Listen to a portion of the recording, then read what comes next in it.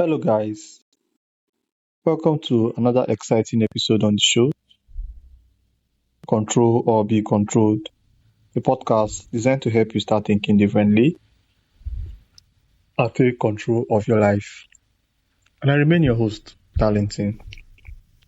Today's guest is Sandra Coker, founder and CEO of Human Power Solutions, leadership consultant, international best-selling author, and host of the People's Profit podcast.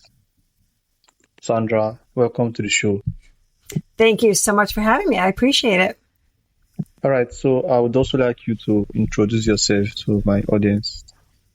Sure. My name is Sandra Coker, and I am the CEO of a company called Human Power Solutions, and we are a fractional chief learning officer company. We help companies develop their learning and development plans for their employees so that they can have more productive and more successful businesses through the work the employees are doing. All right, thank you so much, Sandra. So I have some questions here for you. Let's get into them. Great. Okay. So you have had an interesting journey from hospitality and sales into leadership consulting. What inspired you to found Human Power Solutions? It has been an interesting journey from hospitality. I am an entrepreneur at heart. I really enjoy starting businesses. I really enjoy learning new things. So when I left the hospitality industry, I left due to being a mom, and I had a son who had some medical issues, and I wasn't able to maintain those hours in the hospitality world. So kind of did a bunch of different things. I ended up owning a fitness center, and owned that for about 7 years. And when that went away, when I decided to sell that, I went to go work for my business coach, and that's where I found out about the learning and development space. I fell in love with it. Went and got my master's in organizational leadership, and in 2019 decided to venture out on my own in this learning and development space. So for about 7 years now, it's been great. All right, thank you so much, Sandra. So your company focuses on unlocking human potential. Why do you believe people development is one of the biggest competitive advantages a business can have? Oh gosh, the people are your lifeblood of your business. Without the people that are actually executing the work, and interacting with your customers, it'd be very difficult for your business to succeed.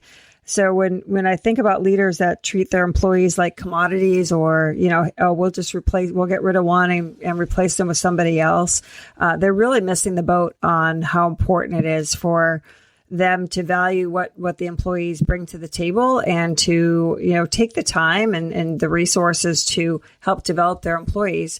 Because at the end of the day, they're the ones your customers and your clients know, and they're the ones that are driving the reputation of your business. So I really just think that people need to put their employees first. Okay, definitely people need to put their employees first. So your core values include fun, collaboration, and challenging the status quo. How do those values shape the way you work with organizations? Oh, well, we can't stay static. The world is moving too fast. So I think it's really important for us to be thinking differently and thinking innovatively.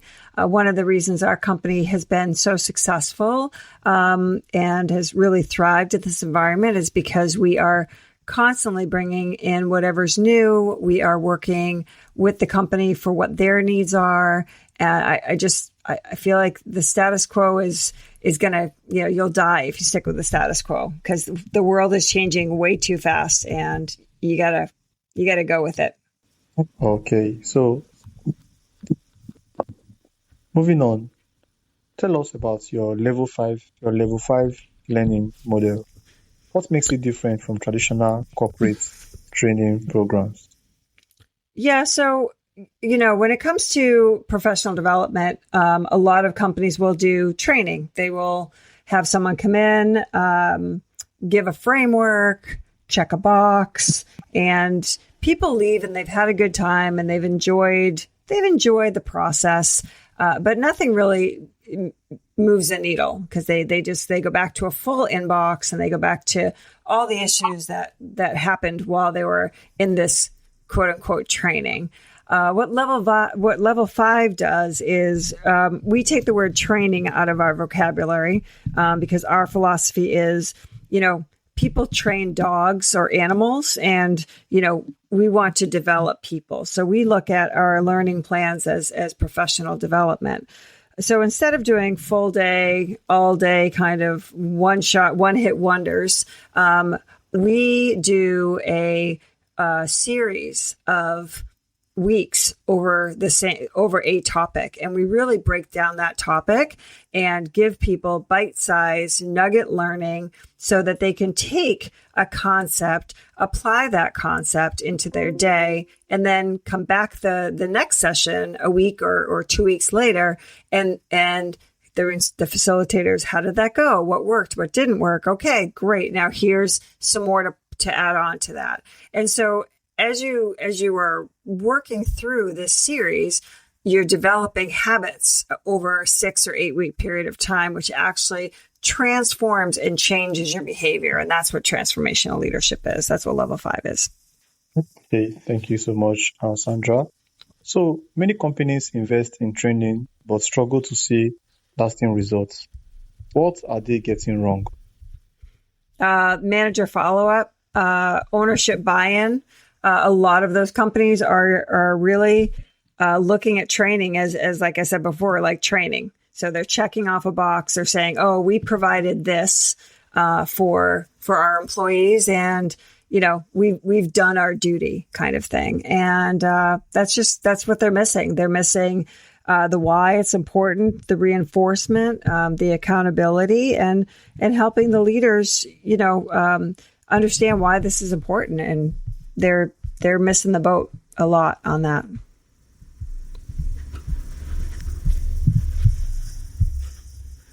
All right, thank you so much. So, how do you customize leadership development and training programs for organizations with very different industries and cultures? Yeah. So we're in the people business. That's what we say. We're not in any particular industry. We are in the people business. So a lot of the frameworks and the concepts can be the same, but the situations and the examples are very different. So first thing we do is we meet with the executive team or the CEO or the owner, whatever size company that we're dealing with. Sometimes it's the board. And we talk about what some of the challenges are. We look at their strategic plan and we look at, what the goals are for the organization. And then we do either a skills gap analysis or we have these one-on-one meetings with the clients and with some of the stakeholders in the organization to help really build out a plan, a professional development plan, L&D plan that is really going to move the needle and is going to be relevant to the entire organization, not just to a small few. Okay, so talking about CEOs and COOs and HR leaders, tell us the biggest challenges that they face when they try to build strong workplace cultures. I think it really does come from the top and how much they're buying into it. So they've got to figure out the culture that they want to create and that they want to have, and then be able to talk about that to their employees, to their managers, and, explain why that's really important. So I think the other thing that sometimes they just don't see that this is a critical part of the success of their business. Turnover, retention, attraction, all of those things cost. They're kind of the hidden costs. And I think leaders sometimes miss that. So they allow a toxic culture to run rampant. And then they lose a lot of really good people. And it's really expensive to do that. So, we talk to leaders all the time about how important it is to really dial in and make sure that they're working with their people and developing them. All right. So, moving on, you host the People Profit podcast. Sandra, what are some of the biggest leadership lessons you have learned from your conversations with executives and business leaders? Oh, that's a good one. I've learned a lot of things. I mean, I run a hybrid team. I run a team that's almost fully remote, and I've really learned a lot about how different it is to run a company with people who are all over the world. So a lot of things that I've learned is that constant communication, having huddles, opening up some Teams meetings and or having like a cubicle channel or connection channel. I've learned a lot there. I've also learned that everybody's issues are the same pretty much. People are really concerned with the hypervelocity workplace, that they're trying to keep really good employees and they're not sure how to do it. They're also trying to figure out how to get through this technology and redesigning job descriptions and things like that. I've really learned quite a bit about what's happening out there in the world. So in your book, People Profit, you emphasize connecting employee development to business results. How can leaders accurately measure the return of investments of investing in their people? Well, I think if they don't invest in their people, they're going to have a very difficult time keeping good talent, or they will have a difficult time with people not quiet quitting.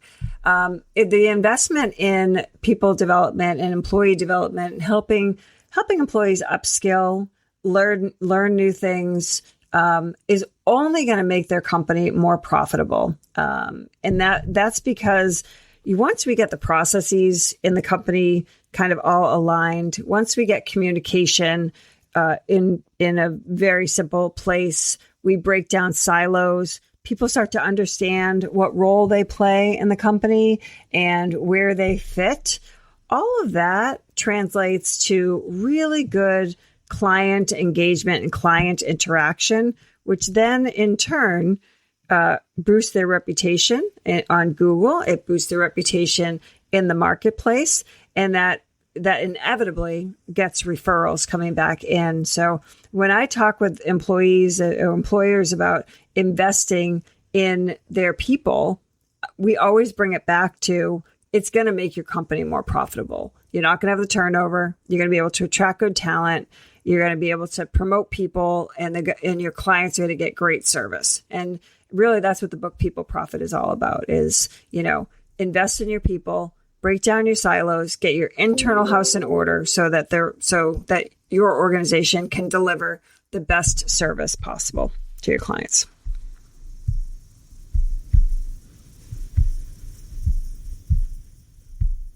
All right, thank you, Sandra. I think you are very, very fast in this. Like, you just know what you are doing. The way you say this, you do that. And it comes so easy for you. So, looking ahead, how do you see leadership development, retreats, and workplace learning evolving over the next 5 years? So I look at I think people are going to come back to doing retreats, company retreats, mainly because we have this hybrid work environment right now. So not everybody's in the office every day. Some people don't see each other at all. So I think we will start seeing more of these kind of like 1 or 2 day, where everybody's together in one room, and that's mandatory. I think that what I'm hoping that translates into is that's a kickoff to a longer term learning and development culture that people are trying to provide. So, somebody will call me and say, hey, we're doing this 2-day retreat, blah, blah, blah. And they'll say, will you do it? And what can you do? Blah, blah, blah. And my first question is, well, what's after that? And if they say, well, that's all we're doing, then we respectfully say no. Cause my whole thing is we're not a one-hit wonder. We really want to come in and really transform and make a difference within your organization. And that really, it resonates with some companies, with other companies, it doesn't. They think that 2 day is going to really kick off. So my hope is that people will realize that those 1 or 2 day retreats are necessary. It's great to team build and get together and do activities and talk about stuff and, yada, yada, yada. But it's got to be part of a longer term learning and development culture where there's always something going on as far as upskilling is concerned in the company.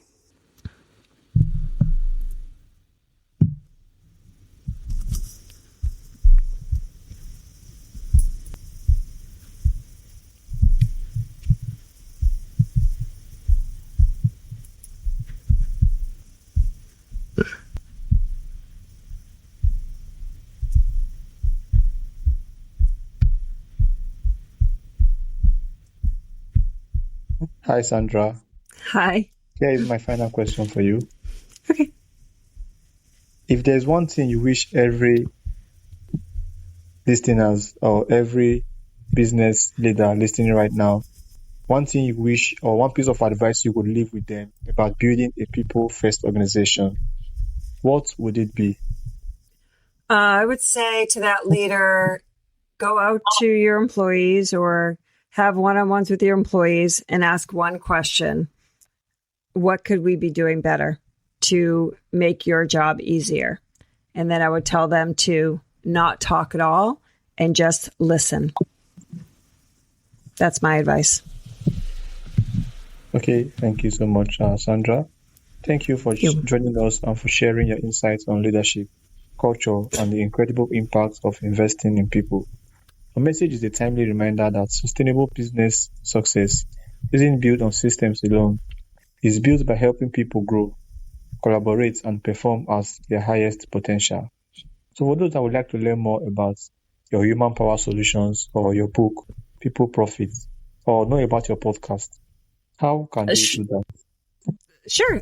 So you can go to peopleprofitbook.com, and that's where our book is, and that's where you can link to the podcast as well. And you can always reach me on LinkedIn at Sandra Coker, and then our website for Human Power Solutions is hpowersolutions.com. So I'd love to hear from you guys. Okay. Once again, Sandra, thank you for coming. Also want to thank all my listeners for joining us today. You guys are the reason why we are able to do this every time. Once again, if you are a leader listening, a business leader, and you want to be able to lead with the people very well, I think you should check out our book, Profiting from People, and also check out our podcast as well. So you all do have a wonderful day ahead. I'll see you guys on another episode. Bye, guys. Thank you, Sandra. Thank you, Darlington. Have a great day. Bye-bye.